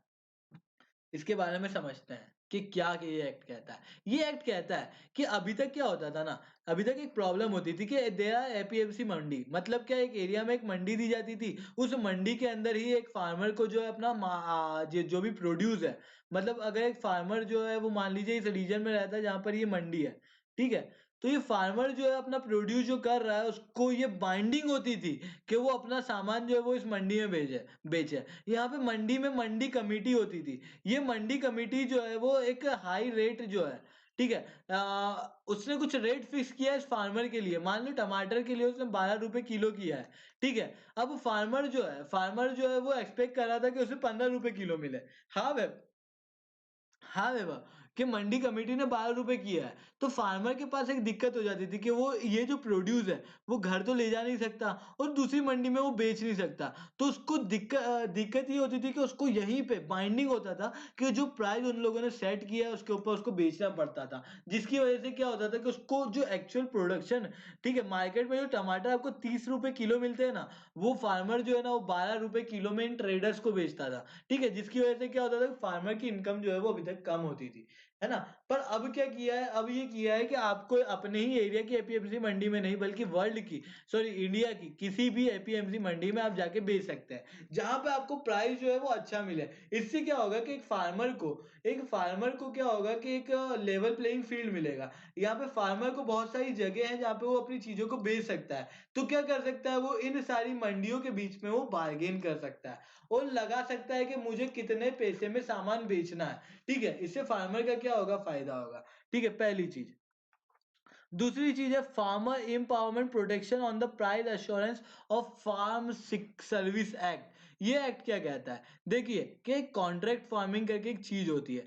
ठीक है, आप लोग ये न्यूज में बहुत ज्यादा पढ़ते होंगे कि contract farming, contract farming, contract farming. है क्या ये कॉन्ट्रैक्ट फार्मिंग? कॉन्ट्रैक्ट फार्मिंग कुछ नहीं है, बहुत ही सिंपल सा चीज है कि देखिए कि मैं अगर लेस की कंपनी है मेरी, ठीक है, कोई सी भी कंपनी है, मान ली लेस की कंपनी है, ठीक है, और आप लोग किसान है जो पोटैटो उगाते हैं, तो आपके उगाने से पहले ही मैं आपसे एग्रीमेंट साइन करा लूंगा कि आप मुझे जो आपके आलू हैं वो आप मुझे 50 रुपए किलो में दीजिएगा। ठीक है, 50 रुपए किलो में दीजिएगा। अब चाहे अब बाद में मार्केट का प्राइस ऊपर हो नीचे हो, उससे कोई मतलब नहीं पड़ता। मान लीजिए कि अगर वो प्राइस 48 हो जाता तो भी कोई फर्क नहीं पड़ता, और वो 60 हो जाता तो भी कोई फर्क नहीं पड़ता। मैं आपको 50 रुपए किलो के अंदर ये सामान आपसे खरीदूंगा। इससे क्या होगा कि फार्मर को एक फिक्स अपना पता चल जाएगा कि कितना मुझे पैसा मिलने वाला है पर किलो के हिसाब से। तो वो अपना प्रोडक्शन जो है वो उसके अकॉर्डिंग करेगा। ठीक है, उसके अकॉर्डिंग करेगा, जिससे क्या होगा कि उसका जो इनकम है, ठीक है, देखिए फार्मर जो है वो दो प्रकार की चीजें जो है वो फेस करता है, दो प्रॉब्लम फेस करता है। एक इन्वायरमेंटल प्रॉब्लम है, weather problem in case of India, ठीक है, और दूसरा है मार्केट प्रॉब्लम। ठीक है, दूसरा मार्केट प्रॉब्लम, वेदर प्रॉब्लम तो वो खुद में झेल लेता है यार, जैसे तैसे करके। बाकी जो मार्केट प्रॉब्लम है ना, ये गवर्नमेंट की जिम्मेदारी होती है कि उसको मार्केट में प्रॉब्लम ना हो, मतलब उसका प्रोड्यूस जो है वो बहुत ही सस्ते में ना बिके, कोड़ियों के दाम ना बिके। अगर वो कोड़ियों के दाम बिक जाएगा तो फार्मर जो है, जो अपना प्रोड्यूस लोन लेके किया था, या फिर उसको जो अपने बेटे के लिए पढ़ाई वगैरह ये सब कुछ करानी है, उसके अंदर उसको डिफिकल्टी क्रिएट हो जाएगी, जिसकी वजह से काफी टाइम फार्मर जो है वो सुसाइड कर लेते हैं। ठीक है, इन चीजों से बचाने के लिए फार्मर को क्या किया गया है कि कॉन्ट्रैक्ट फार्मिंग की तरफ आगे बढ़ाया गया है कि आप कॉन्ट्रैक्ट फार्मिंग कीजिए, जिससे आपको पहले से पता होगा कि आपकी इनकम कितनी होने वाली है। तो आप जो अपनी खेती के अंदर कितना खर्चा करेंगे वो आप डिसाइड कर सकते हैं। साथ में आपको जो है चीजें आपकी मार्केट डिपेंडेंट नहीं होगी, क्योंकि आपकी चीजें जो है वो पहले से डिसाइड है, क्योंकि कितना क्वांटिटी और कितना प्राइस है वो कंपनी से आपने पहले एग्रीमेंट में साइन करा लिया है। सो सिंपल सी चीज है। ठीक है, उसके अलावा जो तीसरा एक्ट है वो एसेंशियल कमोडिटी एक्ट है। अभी आपने एक चीज ऑब्जर्व की होगी कि कभी कभार प्याज के प्राइस, ठीक है, प्याज के प्राइस एकदम से बढ़ जाते हैं, कभी कभार एकदम से कम हो जाते हैं। क्यों हो जाते हैं? क्योंकि उन्हें हो जाता है, स्टॉक करके रख लिया जाता था। स्टॉक करके रख लिया जाता था, जब मार्केट में शॉर्टेज होती थी, प्राइस बहुत ज्यादा इंक्रीज हो जाता था, तो ये ट्रेडर जो है वो मार्केट में प्याज निकालते थे, जिससे यही प्याज का प्राइस जो है वो बहुत हाई रेट में बिकता था। अभी तक ऐसा होता था। ठीक है, एक टाइम पे ये भी होता था। फिर क्या हुआ कि गवर्नमेंट ने जो है वो एसेंशियल कमोडिटी एक्ट निकाला, जिसके तहत ये कहा गया कि कुछ कुछ कमोडिटी जो बहुत ही एसेंशियल है, ठीक है, जिनके स्टोरेज से प्रॉब्लम क्रिएट हो सकती है, मतलब मार्केट में जो है उनका प्राइस बहुत ज्यादा हाइक हो सकता है नॉर्मल से ज्यादा। और जब ये प्राइस हाइक होता है कुछ कमोडिटी का, तो इन्फ्लेशन क्रिएट होता है, इकोनॉमी डाउन होती है। इसी कारण से गवर्नमेंट ने जो है एसेंशियल कमोडिटीज को रेगुलेट करने की बात की थी। मतलब कि अगर कुछ एसेंशियल कमोडिटीज है जिन्हें स्टोर किया जा रहा है बहुत ज्यादा क्वांटिटी में, जिससे प्राइस हाइक हो रहा है, तो it will not be allowed by the government. अभी तक ये होता था। ठीक है, अब गवर्नमेंट ने जो किया है कि एसेंशियल कमोडिटीज जो है उन लोगों को, उनको बिल्कुल ढीला कर दिया, मतलब कि इन्हें अमेंड किया गया है कि गवर्नमेंट जो है इन एसेंशियल कमोडिटी को अब रेगुलेट नहीं करेगी। कब तक नहीं करेगी? जब तक कोई एडवर्स कंडीशन ना आ जाए, तब तक वो बिल्कुल भी रेगुलेट नहीं करेगी। मतलब फार्मर जो है वो अपने प्रोड्यूस को स्टोर करके रख सकता है अपने वेयर हाउस के अंदर। ठीक है, वेयर हाउस जैसे है नहीं, बहुत कमी है वेयर हाउस की, वो वेयर हाउस डेवलप भी करेगा इस चीज में। ठीक है, वेयर हाउस की डिमांड जो है वो बढ़ने वाली है। क्यों? क्योंकि जो है फार्मर जो है वो अपने प्रोड्यूस को स्टोर करके रखेगा और उस टाइम पे बेचेगा जब मार्केट में प्राइस जो है वो ज्यादा हो। ठीक है, मतलब उसके अकॉर्डिंग बेचेगा, जिससे क्या होगा, फार्मर का प्राइस जो है वो बढ़ जाएगा। ठीक है, सो ये है आपके फार्म लॉ के बारे में शॉर्ट में मैंने आपको बताया है। ठीक है, अब क्या हो रहा है कि आजकल की दुनिया में आज जो आप देख रहे होगे वर्ल्ड में, वहां पर दो साइड ऑफ डिबेट दिख रही है। ठीक है, पहली डिबेट है गवर्नमेंट की। गवर्नमेंट कह रही है कि जो फार्म लॉ अगर पास हो गया ना तो लोगों के पास पैसा ही पैसा होगा। वहीं अपोजिशन कहता है कि ना फार्मर का तो बेटा ये हाल हो जाएगा, रोते बैठोगे रोते बैठोगे। ये है अपोजिशन का और आपकी गवर्नमेंट का दिक्कत। ठीक है, आपस का बात। पर होने क्या वाला है, ठीक है, उसको एक कंप्रिहेंसिव वे में समझने की कोशिश करते हैं। पहली चीज समझते हैं कि गवर्नमेंट का स्टैंड क्या है। ठीक है, गवर्नमेंट का स्टैंड मतलब कि क्यों ये फार्म लॉ की जरूरत है। तो पहली चीज है आपकी एग्रीकल्चरल इनकम। ठीक है, क्या है एग्रीकल्चरल इनकम, समझिएगा कि क्यों जरूरत है इस रिफॉर्म की। क्यों जरूरत है इस एग्रीकल्चरल रिफॉर्म की।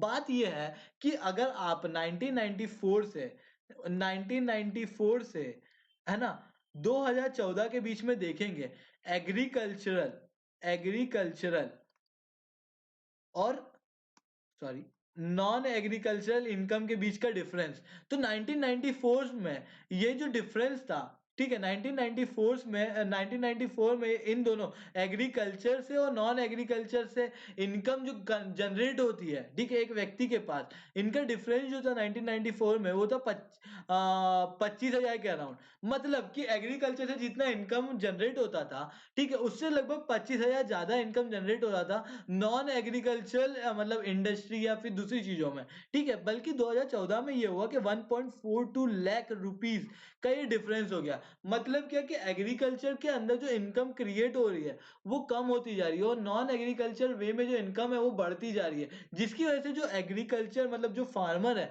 वो ऑलरेडी बहुत शॉर्टेज ऑफ पैसे में काम कर रहा है। ठीक है, उसका प्रॉफिट जो है वो ऑलरेडी बहुत ज्यादा कम हो चुका है। मतलब एग्रीकल्चर इनकम जो है वो कम हो चुकी है। ठीक है, इसकी वजह से जरूरत है कि क्या होना चाहिए, एग्रीकल्चर की इनकम को बढ़ाना चाहिए। इसी कारण से गवर्नमेंट ने पहला एक्ट मतलब प्रोटेक्शन एक्ट, ठीक है, और दूसरा एक्ट जो वेदर से प्रोटेक्ट करता है ये पास किया। और तीसरे एक्ट के अंदर भी मैंने बोला कि वो क्या कर सकता है, स्टोरेज करके जब चाहे तब बेच सकता है, जिससे क्या होगी कि उसकी इनकम बढ़ेगी। ठीक है, सो अपनी इनकम को बढ़ाने के लिए, एग्रीकल्चर की इनकम को बढ़ाने के लिए ये फार्म लॉ जो है वो अनिवार्य है। ठीक है, उसके अलावा नेक्स्ट चीज है इंपोर्ट और एक्सपोर्ट। ठीक है, देखिए बात ये है ना कि जो एग्रीकल्चर है इंडिया के अंदर जो है, इंडिया ऑलरेडी सेल्फ सफिशिएंट हो चुका है। ठीक है, इंडिया ऑलरेडी सेल्फ सफिशिएंट हो चुका है और इंडिया के अंदर 70% ऑफ द पॉपुलेशन कहाँ पर है, एग्रीकल्चर में। हाउएवर जो जीडीपी के अंदर एग्रीकल्चर का इन्वॉल्वमेंट है वो बहुत ज्यादा कम होता जा रहा है। ठीक है, बल्कि पर वहां पे इन्वॉल्वमेंट ऑफ पीपल क्या है, बहुत ज्यादा है, जिसके अंदर से 9% लोग जो हैं वो ऐसे हैं जिनकी तो जरूरत भी नहीं हो एग्रीकल्चर में, पर फिर भी वो लोग वहां पर है। ठीक है, तो ऑलरेडी एग्रीकल्चर जो बहुत स्टेट्स में काम कर रहा है। हाउएवर जो एग्रीकल्चर मतलब इतना ज्यादा जो एग्रीकल्चर है उसके अंदर क्या है कि हम लोगों के यहाँ पर जो नंबर प्रोडक्शन है सेल्फ सफिशिएंसी के अनुसार के अलावा वो और सेल्फ सफिशिएंसी के ऊपर है। मतलब जितनी डिमांड नहीं है ना उससे ज्यादा अपना प्रोड्यूस है। ठीक है, अगर मैं शुगर की बात करूं ना तो लगभग 7 लाख टन हम लोगों के पास एक्सेस में ऑलरेडी पड़ा हुआ है, शुगर कैन। ठीक है, गवर्नमेंट के पास, ठीक है, ऑलरेडी एक्सेस में ये पड़ा हुआ है। सो प्रोड्यूस क्या है, एक्सेस में है। अगर प्रोड्यूस एक्सेस में है तो उसका मार्केट में एक अच्छा प्राइस पाने के लिए, ठीक है, आपको क्या करना होगा, चीजों को एक्सपोर्ट करना बहुत ज्यादा जरूरी है। और चीजों को अगर एक्सपोर्ट करना है, ठीक है, चीजों को अगर एक्सपोर्ट करना है तो एक और चीज चीजों को एक्सपोर्ट करना बहुत जरूरी है, जिससे क्या हो कि एक प्रॉपर इनकम, ये जो डिमांड और सप्लाई के बीच का गैप कम हो और प्राइस जो है वो ठीक हो सके एग्रीकल्चर प्रोड्यूस की। और एग्रीकल्चर प्रोड्यूस की प्राइस को ठीक करने के लिए मुझे क्या करना होगा, सामान को बाहर भेजना होगा। और सामान को बाहर भेजने के लिए, ठीक है, फार्मर्स को क्या करना होगा, कॉन्ट्रैक्ट फार्मिंग के तरफ भी जाना होगा। जिससे क्या होगा कि बाहर की कंपनियां जो है वो पहले से कॉन्ट्रैक्ट करके लगती है बड़े बड़े फार्मर से, और आलू जो है मतलब पोटेटो जो है वो यहाँ से लेके जाएगी, चिप्स बनाएगी, बाहर बेचेगी। इससे क्या होगा कि इंडिया का एक्सपोर्ट जो है वो भी बढ़ गया। और दूसरा ये है कि इंडिया के जो ट्रेड का बीच का मतलब इंडिया के एग्रीकल्चर में सप्लाई और डिमांड के बीच का जो गैप है वो भी कम हो गया। The third thing is the market dynamics and the unemployment. चीज मैंने बताई कि एग्रीकल्चर में इनकम क्या हो रही है, लगातार कम हो रही है। और एग्रीकल्चर की एक चीज है यार कि एग्रीकल्चर जो है ना वो एक टाइम के बाद स्टैग्नेंट हो जाता है। मतलब कि अगर हम लोग जो रिफॉर्म लाते हैं, मतलब जब ग्रीन रिवॉल्यूशन लाया गया था तब एग्रीकल्चर एकदम से इंक्रीज हुआ था। उसके बाद क्या हो गया कि एग्रीकल्चर से जो इनकम है ना वो एकदम स्टैग्नेंट हो जाती है, लगातार बढ़ती नहीं है बल्कि स्टैग्नेंट हो जाती है। जितनी जमीन है उसके अंदर उतना ही ना प्रोड्यूस होगा जितना है, जितना वो करता है। मतलब इनकम जो है वो क्या हो गई, स्टैग्नेंट हो गई। ठीक है। जबकि मार्केट क्या लगातार चेंज होता है, मार्केट लगातार चेंज होता है जिसकी वजह से जो है एग्रीकल्चर के अंदर काफी नुकसान जो है वो फार्मर को देखना पड़ता है। ठीक है। और उसके अलावा मैंने बताया कि एग्रीकल्चर इनकम भी ऑलरेडी कम हो रही है, जिसकी वजह से क्या होता है कि जो यंगस्टर है एग्रीकल्चर में, ठीक है, मतलब फार्मर का जो बेटा है वो कोशिश करता है कि वो बाहर की साइड का जाके काम करे ताकि अपनी फैमिली की इनकम जो है वो बढ़ा सके। वो कोशिश करता है कि मैं जॉब करूं, वो कोशिश करता है कि मैं बिजनेस करूं, ताकि क्या हो कि फैमिली की इनकम जो है वो बढ़ाई जा सके। ठीक है। अपार्ट फ्रॉम एग्रीकल्चर वो जाने की कोशिश करता है। पर इंडिया के अंदर क्या है, अनएम्प्लॉयमेंट ऑलरेडी बहुत भारी है, मतलब जॉब ऑलरेडी बहुत कम है, मतलब पढ़े लिखों को पढ़ा है जॉब नहीं मिल पा रही है। तो फार्मर के बच्चे को मिलना तो बहुत ही दूर की बात है, और फार्मर की इनकम ऑलरेडी बहुत कम है, जिसकी वजह से वो एक स्टैंडर्ड, एक बहुत ही अच्छी एजुकेशन जो है उसको नहीं दे पाता है। क्योंकि फार्मर, दूसरा चीज ये है, पहली चीज तो ये है कि उसकी इनकम कम है, और दूसरी चीज वो रूरल एरिया में रह रहा है। ठीक है। सो इस कारण से आपके अनएम्प्लॉयमेंट में लगातार अनएम्प्लॉयमेंट में बढ़ोतरी के कारण, ठीक है, और मार्केट के डायनेमिक के कारण, डायनेमिसिटी के कारण लगातार जो यंगस्टर हैं फार्मिंग फार्मिंग की तरफ खींचे चले जाते हैं। मतलब फार्मर का बेटा जो है वो फार्मर बन जाता है। ठीक है। बल्कि पर इनकम जो है वो इंक्रीज नहीं हो पाती है। ठीक है। तो इसी कारण से ये जो 3 लॉ हैं उससे क्या हो रही है, इनकम को इंक्रीज करने की कोशिश की जा रही है ताकि यंगस्टर को, ठीक है, बाहर दूसरी जगह में जाके अपनी इनकम को बढ़ाने ना देखते हुए वो अपने एग्रीकल्चर फील्ड के अंदर ही अपनी इनकम को नए नए तरीकों से इम्प्रूव कर सके, उसके मॉडर्नाइज कर सके, ताकि क्या हो कि एग्रीकल्चर से ही उसका सेल्फ सफिशिएंसी बनी रहे। ठीक है। इसके अलावा मैंने स्टेगनेंसी इन द प्रोडक्शन तो बता दिया, और एपीएमसी का प्रॉब्लम भी मैंने आपको बता दिया है। सो एपीएमसी के प्रॉब्लम को भी रिजॉल्व करने के लिए मुझे क्या चाहिए, इन 3 फार्म लॉ की जरूरत है। ठीक है। ये तो हो गई जरूरत कि क्यों जरूरत है फार्म लॉ की। ठीक है। कुछ लोग जो है वो इसके अपोजिट में ही बात करते हैं। ठीक है। आज मतलब आपको 30 दिसंबर को एक आर्टिकल आया था जिसके अंदर एक प्रॉपर वे में उन्होंने बताया था कि द हिंदू का ये आर्टिकल है, द हिंदू का ये आर्टिकल है, जिसके अंदर प्रॉपर वे में उन्होंने बताया था कि क्या दिक्कत हो रही है इंटरनेशनल लेवल पे। ठीक है। इंटरनेशनल लेवल पे क्या दिक्कत है फार्मलो को लेकर। ठीक है। तो इसके अंदर एक प्रॉपर एनालिसिस दिया गया है, अब इसे समझते हैं। प्रॉपर एनालिसिस ये है कि फार्मर से जो है वो मिनिमम सपोर्ट प्राइस जो है वो नहीं हटाना चाहिए। क्यों नहीं हटाना चाहिए? क्योंकि मिनिमम सपोर्ट प्राइस से फार्मर जो है वो डिपेंड करते हैं।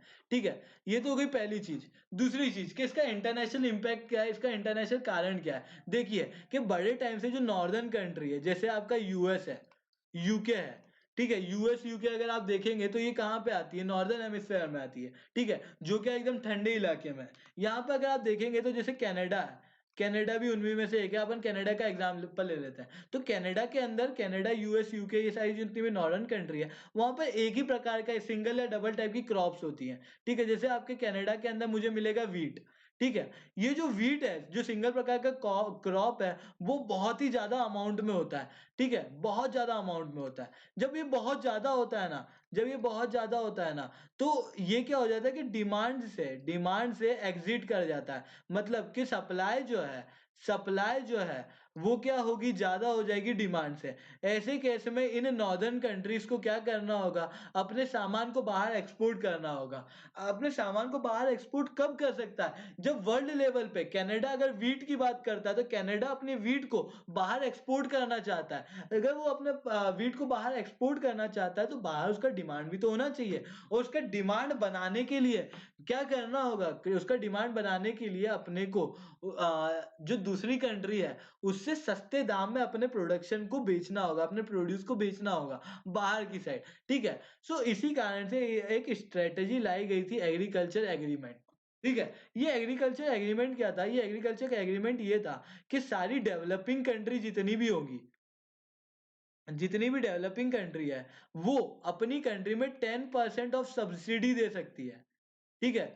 जितना भी प्रोड्यूस उसने किया था 1988 से 1986 से 1988 में, ठीक है, 1986 1988 में जो एवरेज उसने पर ईयर प्रोड्यूस किया था उसका 10%, जो प्रोड्यूस का उसका जितना भी अमाउंट ऑफ प्रोड्यूस है उसका 10% जितना भी होगा, उतने अमाउंट की सब्सिडी एग्रीकल्चर में वो डेवलपिंग कंट्री दे सकती है। और डेवलप्ड कंट्री में यही चीज जो है वो 5% है। अब आपको लग रहा होगा कि यार डेवलप्ड कंट्री इतनी महान कब से हो गई कि अपने आप को 5% सब्सिडी दिलवा रही है, दूसरों को 10% सब्सिडी दिलवा रही है। बेटा इसके पास पीछे ना एक बहुत बड़ा गेम है। ठीक है। डेवलप्ड कंट्री अगर आप देखेंगे ना, ठीक है, डेवलप्ड कंट्री जैसे यूएस है, ठीक है, तो कनाडा है, यहाँ पे क्या है, नंबर ऑफ फार्मर जो है वो कम है, यहाँ पे मैकेनाइजेशन ज्यादा है, फार्मिंग का मैकेनाइजेशन ज्यादा है, मतलब क्या, मशीनों से फार्मिंग की जाती है, लोगों से फार्मिंग नहीं होती है। तो अगर मैं यूएस की बात करूं तो यहाँ पे 2.02 मिलियन फार्मर्स हैं। ठीक है। 2.02 मिलियन फार्मर्स पे अगर मैं 5% ऑफ प्रोडक्शन अगर 1986 का बांटूंगा तो पर पर्सन यहाँ पे ना हजारों रुपए आएंगे। ठीक है।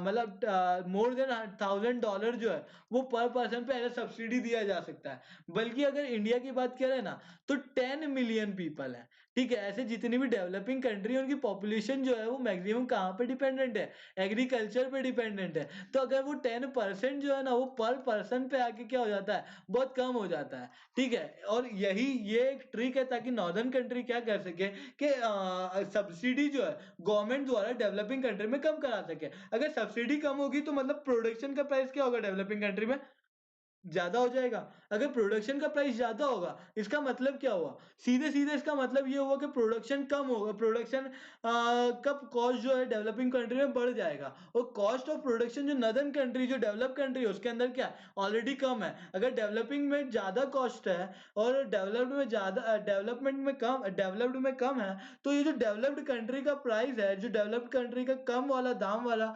प्रोड्यूस है, वो डेवलपिंग कंट्री में डंप किया जा सकता है कि नहीं किया जा सकता है। अगर वो डंप किया जा सकता है तो मतलब इजीली यहाँ से एक्सपोर्ट किया गया है और उसको क्या कर दिया है, एग्रीकल्चर वे में इस पे डिपेंडेंट कर दिया गया है। ठीक है। डेवलपिंग कंट्री को डेवलप्ड कंट्री पे इस तरीके से डेवलप्ड कंट्री जो है वो डेवलपिंग कंट्री को अपने ऊपर डिपेंड करवा सकती है। ऐसा ही बोट्सनिया में हुआ है। बोट्सनिया, ठीक है, बोट्सवाना, सॉरी, बोट्सवाना, जो क्या है अफ्रीका की कैपिटल, अफ्रीका की कंट्री है। ठीक है। साउथ अफ्रीका की जस्ट ऊपर।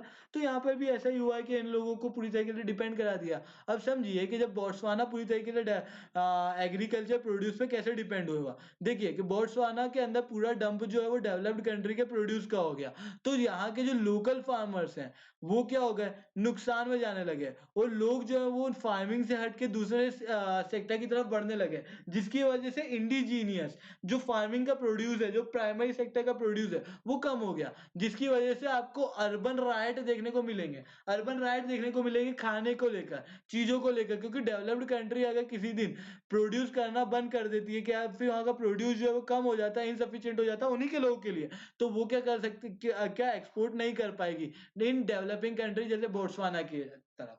ठीक है। सो ये बात समझ आई कि ये जो नदर्न कंट्री है वो क्या चाहती है, ये चाहती है कि जो डेवलप्ड कंट्री है, डेवलपिंग कंट्री, वो अपना सब्सिडी कम करे। अगर मिनिमम सपोर्ट प्राइस हम लोगों ने हटा दिया तो हम लोगों का मिनिमम प्राइस जो है वो फार्मर से हट जाएगा। मिनिमम प्राइस जो है फार्मर से हट गया अगर, तो क्या होगा, मिनिमम प्राइस अगर फार्मर को जो मिल रहा है मार्केट में वो हट जाएगा। अगर वो हट जाएगा तो फार्मर को और भी कम दामों में क्या होगा, सामान को बेचना पड़ेगा। ठीक है। अगर कम दाम में बेचना पड़ेगा और उसको फायदा नहीं होगा तो क्या होगा, तो फार्मिंग से लोग जो है वो दूसरे सेक्टर में मूव करेंगे और सेल्फ सफिशिएंसी जो है वो स्टेक पे चली जाएगी। बात समझ में आई। ठीक है। दूसरा जो है, दूसरा प्रॉब्लम जो है वो है कॉन्ट्रैक्ट फार्मिंग से रिलेटेड। कॉन्ट्रैक्ट फार्मिंग क्या होता है, कॉन्ट्रैक्ट फार्मिंग एक बड़ी कंपनी जो है वो फार्मर के साथ क्या करती है, टाई अप करती है। सीधे सीधे मैंने बताया। पर प्रॉब्लम क्या है कि जो बड़ी कंपनी है, जो एमएनसी है, ठीक है, ये केवल इंडिया की नहीं है, ये बाहर की भी है, वर्ल्ड लेवल की है, ठीक है, एमएनसीज भी होंगी, ठीक है, जो ये फॉरेन जो है डुअल फेजेज होती हैं, ठीक है, ये पढ़ी लिखी है, ये स्ट्रेटेजिक है, जबकि फार्मर क्या है हम लोगों का, फार्मर क्या है हम लोगों का, ठीक है, एमएनसी है और फार्मर है।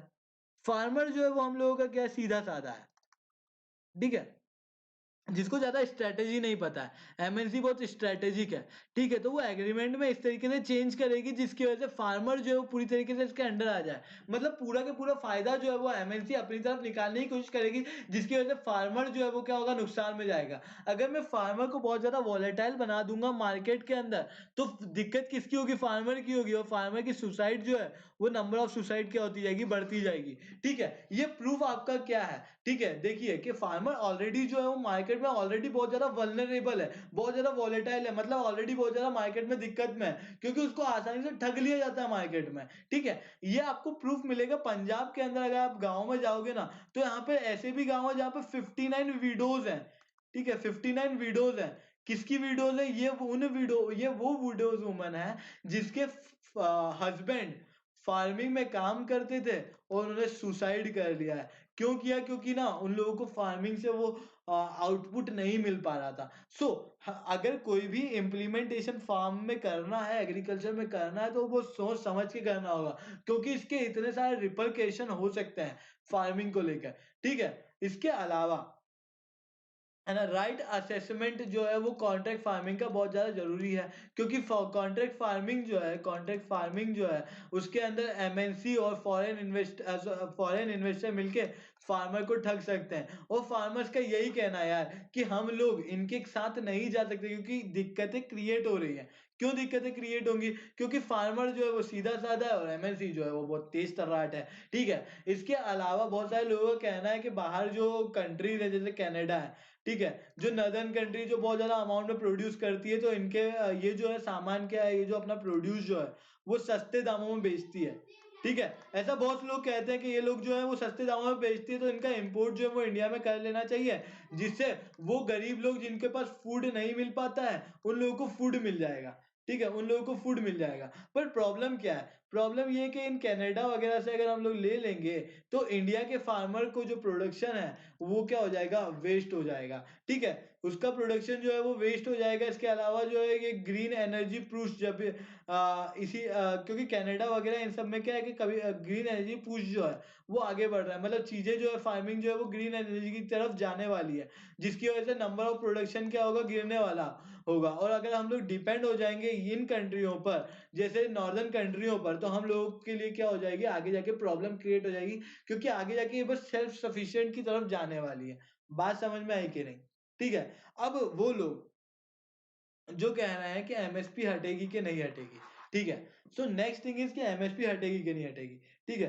तो एमएसपी जो है ना, ये दोनों के लिए इंपॉर्टेंट है, ये गवर्नमेंट के लिए भी इंपॉर्टेंट है, ये इंडिया के ये फार्मर के लिए भी इंपॉर्टेंट है। मतलब फार्मर के लिए एक तरफ तो ये एक लाइफलाइन है, ठीक है। फार्मर को क्या होता है कि एमएसपी के थ्रू ये एक मिनिमम प्राइस मिल जाती है, क्योंकि गवर्नमेंट जो है लार्ज अमाउंट में प्रोक्योरमेंट कर लेती है, जिसकी वजह से फार्मर को मार्केट की वॉलेटिलिटी नहीं झेलना पड़ती है, ठीक है। प्राइवेट जो प्लेयर्स हैं उन लोगों के द्वारा ठगा ठगी नहीं होती फार्मर पे, ठीक है। एक तरफ तो ये है, दूसरी तरफ क्या है कि गवर्नमेंट को भी क्या करना है, गवर्नमेंट को फूड सिक्योरिटी देना है हर व्यक्ति को, ठीक है। मतलब क्या कि देखिए ये अपना इंडिया है, ठीक है, मान लीजिए थोड़ा सा, ये अपना इंडिया है, ठीक है, ये इंडिया है। इंडिया का मैक्सिमम प्रोडक्शन कहाँ होता है, नॉर्दर्न इंडिया में, ठीक है, ये पंजाब हरियाणा थोड़ा बहुत एमपी में, तो मैक्सिमम प्रोडक्शन इस रीजन में होता है, ठीक है। यहाँ पर ऐसे भी रीजन है जहाँ पर प्रोडक्शन बिल्कुल नहीं हो रहा है, इन रीजन में भी गवर्नमेंट को फूड सप्लाई करना पड़ता है, ठीक है। उन पुअर को भी फूड सप्लाई करना पड़ता है जो अपना लिए खाना नहीं खरीद पा रहा है,